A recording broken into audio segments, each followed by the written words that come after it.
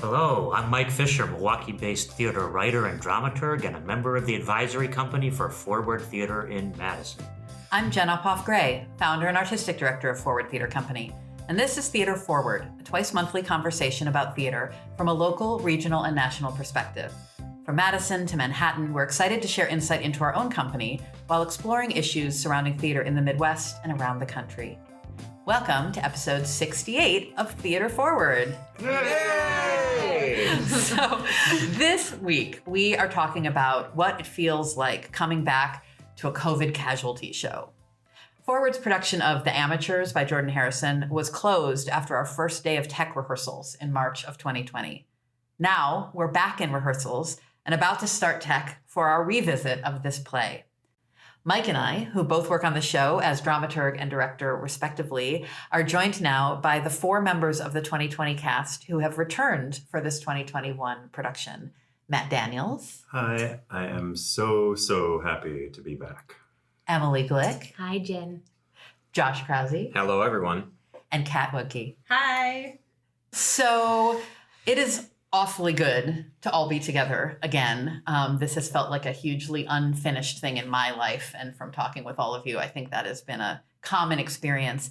But let's start this conversation by going back to our rehearsal process, which started in the middle of February of 2020, and just what it was like to be working on this show as COVID was kind of just starting to really appear on all of our radars. It really felt like just doing another show at first. Just another show. And then as time went by, we were getting weekly and then daily updates from you, Jen, about, all right, here's what I know today about the new rules, about the new thoughts from the CDC and the world at large about what was headed our way as this cloud. It felt like some weird entity that wasn't COVID. It was something else. But at first, it just felt like, oh, we're just doing a show, right? Right? Totally, it did. I mean, we were just doing a show, and it was the thing that was weird about it, that became weird about it, was that the show follows a group of actors who are trying to outrun the plague. And so that is where things got really weird for us, I think, as it turned out to not just be another version of many of the sort of apocalyptic flus that have been sort of threatened at us over the last 20 years.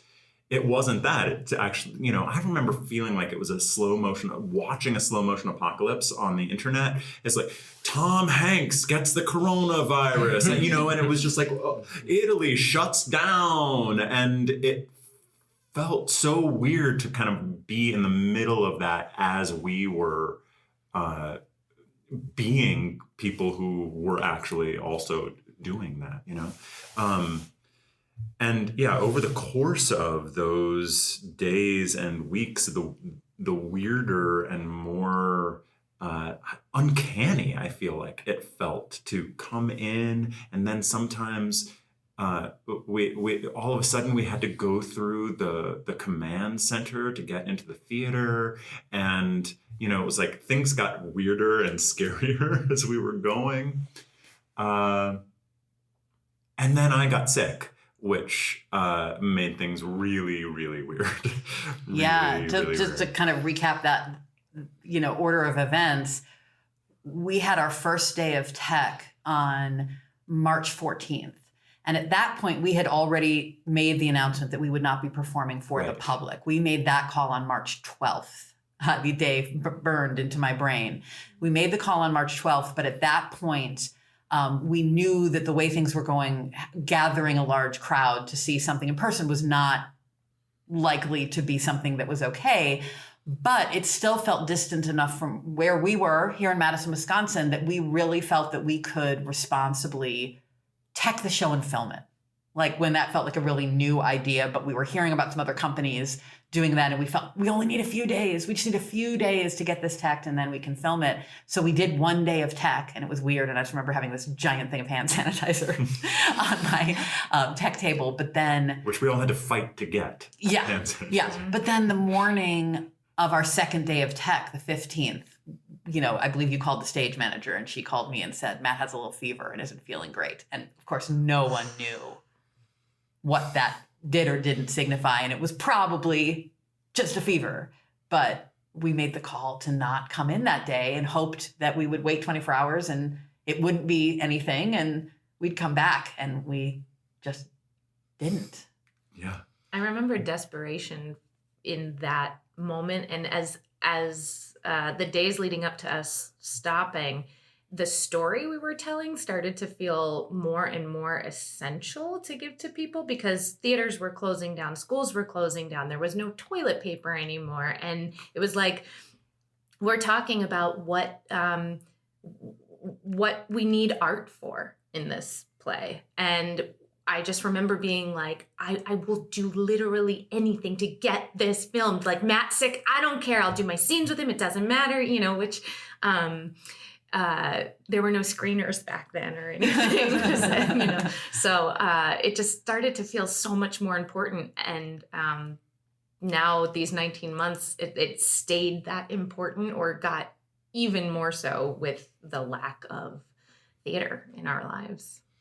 Yeah, I mean, one line from the show that we keep coming back to is the persistence of the normal is strong. And I definitely remember, with those daily and then hourly updates about what we're doing, it was like, all right, well, wake up in the morning, eat breakfast, check the news, feel terrified, but continue on with, try to get to that filming that we had scheduled. Everything will be okay. This will be over in 2 weeks and we'll come back at it. There were several phone calls and emails about, okay, we're not going to come back this next week, but we're confident 2 weeks we'll come back, we'll film it and get it done.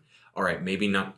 Okay, maybe a month from now we'll try. We're going to try. And then really everything closed down. Yeah, I think it's hard now that we've all been through it for, a year and a half to remember how alien it was to think that the world was going to shut down permanently for an indeterminate amount of time. Like, that just didn't seem like it was an option. It was inconceivable that we wouldn't be able to continue to work at something. It would be, we'd stay away for a little bit and then come back.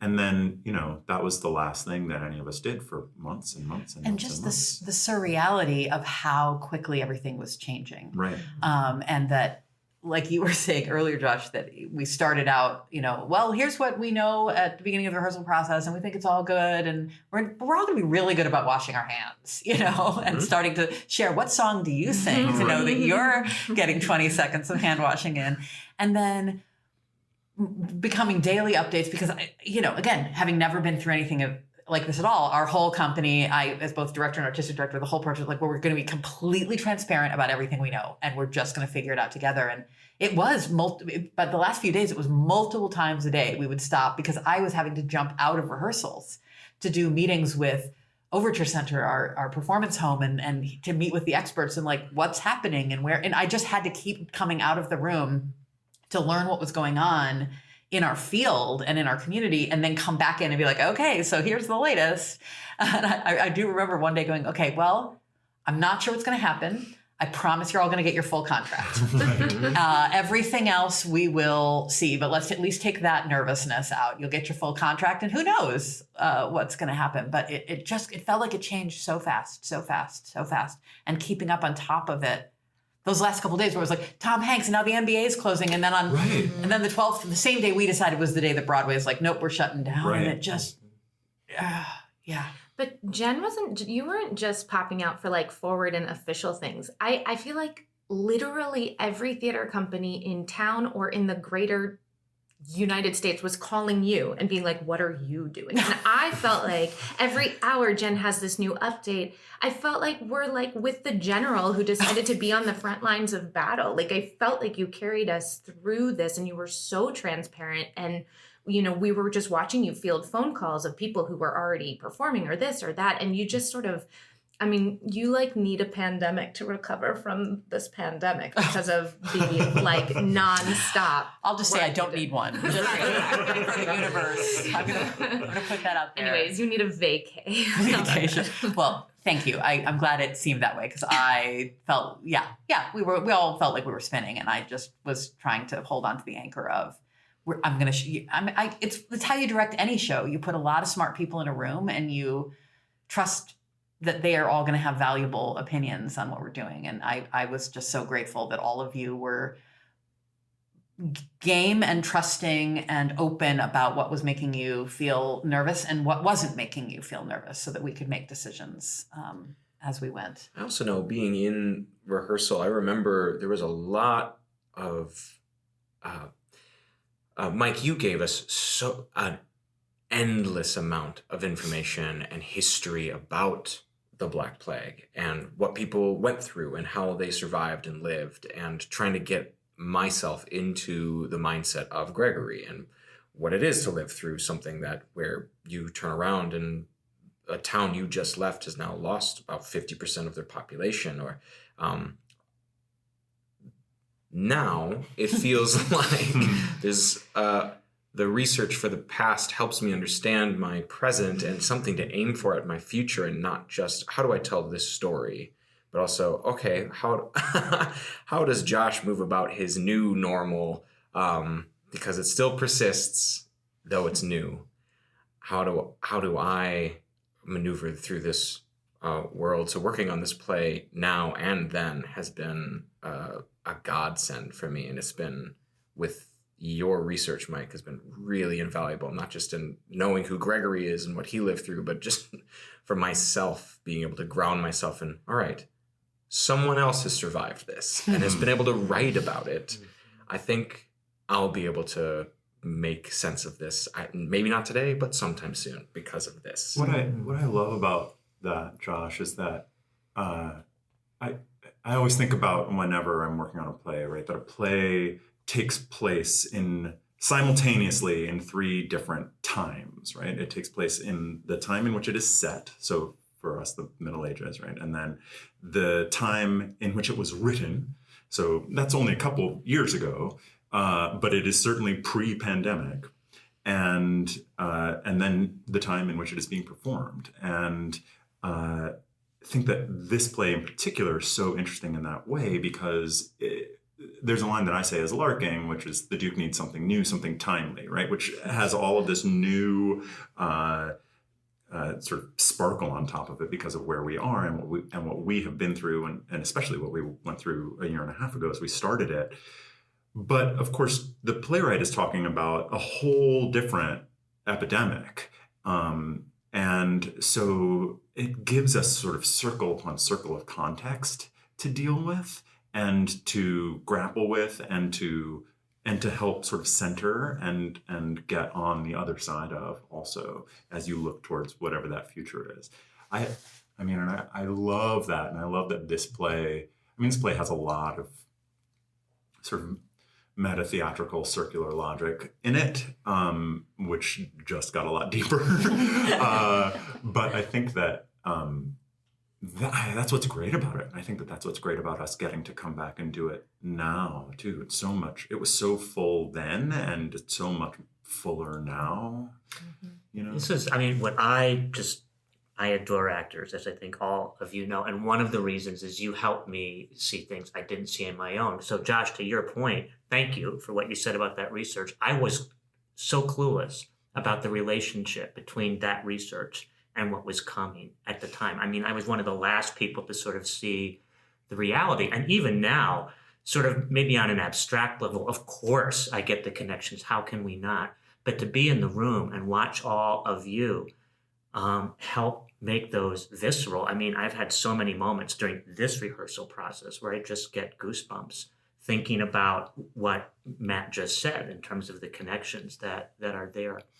I want to sort of move us forward. I'm thinking of something you said, Matt, about, we had that day of tech and then we canceled the next day while we waited to see how you're feeling. And then it wound up, as you said, being the last day of in-person rehearsal for anything for all of us for a really long time. And I'd love to just take a moment as we're thinking about this in the bigger picture of what this pause in our field. And I shouldn't, pause is the wrong word because so many of us were doing a lot. It was just very different during this time. And I'd love to kind of go around the table and just talk briefly about what this period of time between closing down the Amateurs 2020 in March of that year, and then being back here in October, November of 2021. Like, what has that period of time been like for you as an artist? Can I start with you, Kat? Sure. As an artist, it was maybe the most challenging time I've had in my life creatively. I felt like I was asking myself a lot of the same questions that our playwright asks himself. What am I doing with my time here on this planet? And what kind of art can I make in this moment that still matters? I wound up diving into music because that felt like one thing I can control and do by myself. Yeah, it was fascinating, but I really have had a long pause from theater. I was not doing much virtual theater, and so coming back to this, the only image that keeps coming into my mind is that I've been like a sea creature in a little tide pool, and that the tide has like finally come in on me, because getting to collaborate with other people is just so special, and it's unique to live theater. And I didn't realize how starved I was for that kind of cooperative art making. Yeah. Matt, how about you? I have sort of the opposite for me. I have a position at First Stage, the Children's Theater in Milwaukee, and I run a program for advanced high school students there, and we did not stop. I mean, we went virtual, but that meant me figuring out, what does a virtual acting class look like, and how does we had to play on the books that we were meant to rehearse and perform, and so trying to figure out what that looks like. And I sort of never stopped figuring out what the Brave New World looked like, as I'm sure you did, Jen. I know you did, because then I was able to come in and work for Forward in a hybrid model of that, later down the line. But I did my fair share of Zoom theater at First Stage, and with a couple of friends who were, doing it. And what was nice about that was I got to work with people who I haven't gotten to work with in years and years because of distance. And there was something that was sort of interesting about it. But like you, Kat, I certainly missed the live collaboration aspect. And I felt like we all did. We all certainly missed it as much as we needed the sort of stopgap of Zoom theater. This return has really been affirming in how much that live aspect was missing, and how right it feels to be back in the room, and how normal it felt, actually. Even when I came back to do 46 plays for America's First Ladies here at Forward, and we were all masked in the room the whole time for that, which was very strange on the first day, and then not much after that. We got used to it, that we figured out what was normal. And yeah, so I feel like I sort of progressed along, and I was fortunate enough to be very busy throughout the pandemic theatrically. Even busier maybe than I wanted to be. I feel a little burned out on this side of it, and glad to be back to something that I sort of know how to do instead of trying to figure out on the fly. Yeah. How about you, Emily? I wound up getting a full-time teaching job at Madison Country Day School. I became their theater teacher and theory of knowledge teacher. And so I was teaching virtually, and then a lot of hybrid stuff. And it's sort of, theater class became more of like a how to develop a creative discipline kind of thing. And I took none of my own advice, but the kids did, and that was awesome. We wound up making a feature film, which was cool. I got to hire some friends to write a script. It was about a high school drama club that was trying to put on a production of Cats during the pandemic, and it's called Pandemical. It's a mockumentary. You can find it on YouTube. But it was really hard, really rewarding, and I think I had that community feel because I was with the kids and they were so hungry for this stuff that it was exhausting. You know, I wanted to provide that for them. So now being back in the rehearsal room, first of all, my school is wonderful and they're, you know, managed to let me come back to rehearsals and do this play and teach simultaneously, which is just such a gift. But being in the rehearsal room, it's so wonderful to not be in charge and like not be in charge of making sure everyone and everything is okay. And I get to just sort of use that part of my brain that I've tried to help develop with the students. And so it's, you know, there was a moment of shakiness, like, can I still do this? And I don't know, but I'm having. You can. Thank you. But it's pretty awesome to be back. Yeah. How about you, Josh? I'm so scared to answer this question because it feels so big. Mm-hmm. The time between this sitting around this table with all of you and March 14th. Mm-hmm. And I'll do my best. I know that I did a lot of Zoom theater and I learned a lot from Zoom theater. I got to come back and work on Lewiston and Clarkston here at Forward. I got to be back on stage with a live audience at American Players Theater. And now doing this thing, but that just feels so lame and so small to what I feel like we all, what we all lost, you know? Mm-hmm. And it's really my wife that helped me get through and be able to satiate my need to tell stories. Without her, I don't know if I would be at this table sharing this story again. Mm-hmm. I might have fallen away from theater because there's no way to survive without it for me.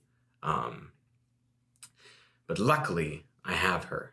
And she encouraged me, kept pushing me, find more stuff, she could tell how bored I was. She got mad, let's go do something, go find something. And a lot of my story where I found that joy and where I could really practice my art with theater friends and colleagues was outside of theater in Dungeons and Dragons. And I play with Matt and I play with James Carrington in our cast and other actors in and around Wisconsin and over the nation.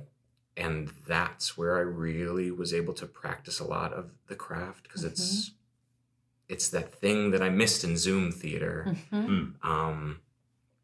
It was live and sparkly, and so coming back into a room with people feels like I've been able to keep some tools sharp because of that game and having the gamification of theater being on my mind as not just as a professional, but as a teacher as well. I did some teaching via Zoom and starting to feel myself learning from the digital aspects of this art and teaching and knowing the value of that interpersonal, being in a room with someone to really connect and share a story, and not taking that for granted ever again. You had to find a way to give yourself a sense of purpose. Yeah. Comes up many times in our play. Right. Thanks, know, Jordan. I'm so glad that you referenced how much loss we've all felt, and not just this group at the table or our field and industry as a whole, but all of us as humans. It's been a time of tremendous loss, which doesn't mean we haven't been able to find silver linings and gifts out of this time, but there's been so much loss. And, you know, I want to take a moment and acknowledge that we weren't able to reassemble our entire team from the 2020 production. We had one wonderful actor, Terry Bell, who was with us, who was not able to come back this time because he got a different gig with a very long contract. So good on you, Terry. Terry. We had another wonderful actor, Adam Estes, who was with us, who, like many in our field, decided he was ready to be done being a professional theater artist. So really, I'm both sad about that and really happy that he has found a different way of living his life that he's really happy with. And also one of our designers, our lighting designer, Marissa Abbott, as well has moved on. And that's something I feel like we're all still, as a field, getting our heads around now that we are starting to be able to come back. Who is no longer with us? And there's a lot of loss that we haven't yet really had an opportunity to acknowledge. So we miss all of those wonderful artists, but we are also delighted with the fabulous new people who've joined our team. I mean, that's what theater does. I mean, we're used to that kind of change, but it feels weightier somehow. Mm-hmm. Yeah. Mm-hmm. With this production. Well, so we've been back in rehearsals for 2.5 weeks, coming back to this play about artists trying to figure out how to tell stories as they outrun a plague. So even if we have tried to not change how we're telling the story, I think it's changed tremendously in that now you're not pretending to imagine what it's like to be artists trying to figure out how to tell stories while outrunning a plague. Can we also point out that my character's name is Rona? Yeah. Like, how prescient is this? Like, Jordan Harrison is a prophet or something. But she's not a plague on She's the characters. worst. She's pretty bad. We love Rona. So yeah, what's it been like being back at this particular? Because it's not just that we're remounting the show that COVID closed down; it's that we're remounting a show about the purpose of trying to continue to make art in a time of crisis. And boy, yeah, layers. Well, I'll say that, as soon as you asked us to come back, when you knew that you were going to put it into this season, Jen, I spent most of the time since then thinking, oh, it's going to be so weird coming back to this play about actors outrunning the plague. And I had sort of elevated that aspect of the play so high that I had put to the side all of the questions about art that the play is asking. And when we came back into the room and read it out loud, again, I just heard it in a whole new way because I wasn't ready for all of those questions. And I wonder if that's what the audience is going to be like too. The audience is going to come, oh, this is that play that's about the plague. How cool and interesting. And it's going to be weird. And then you're just not ready for what the play is actually about. Like that, it's just a backdrop in a way. And I think that is super, super interesting. And it has gotten me thinking about that too, and about what it means, the why of art, and what art does during a plague, but also, again, like I was talking about with the circular logic and the meta of it, what it means to push forward and to keep going in this time.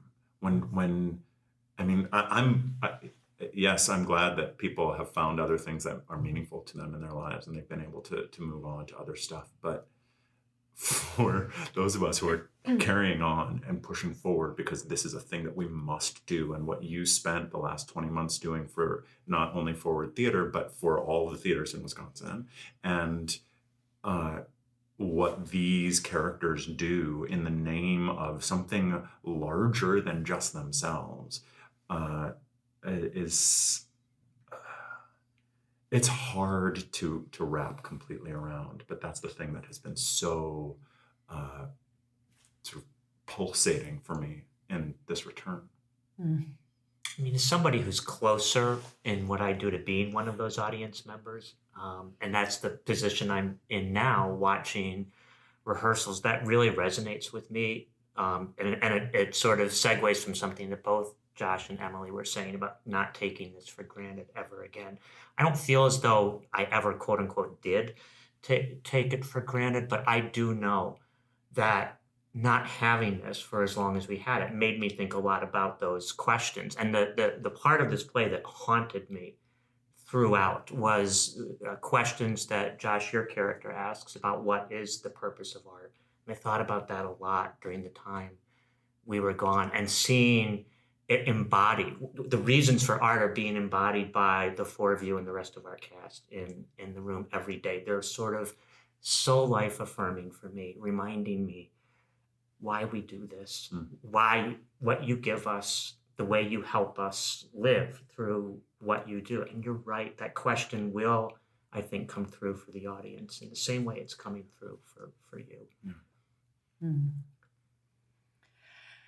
This is, I feel like I could let this conversation go on for several more hours because there's so much for all of us to still be processing. And I think we will continue to be processing it throughout upcoming tech and then the run of the show with a live audience. Although also for the folks listening, it is also available digitally. So if you are not local to Madison, Wisconsin, we are also filming the show so that those who aren't yet ready or able to come back can still experience the story. This is one of the gifts of this last 19 months, is that we have learned how to do this too.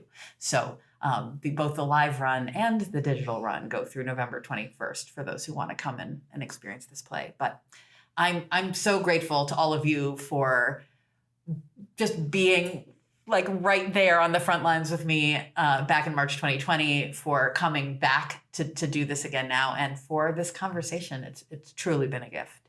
And I will say that that's it for this episode of Theater Forward, the conversation about theater in Wisconsin, the Midwest, and America. Thank you all so much for joining us. I'm Jen Uphoff-Gray.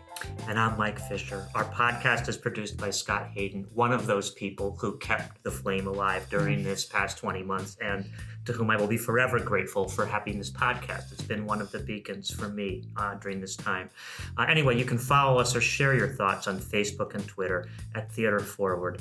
As always, theater is spelled with an E-R. If you enjoyed this podcast, don't forget to subscribe to us. Be sure to leave a review or ask us a question. We love to hear from you. We're so grateful to have you listening, and we will be back soon for another Theater Forward conversation.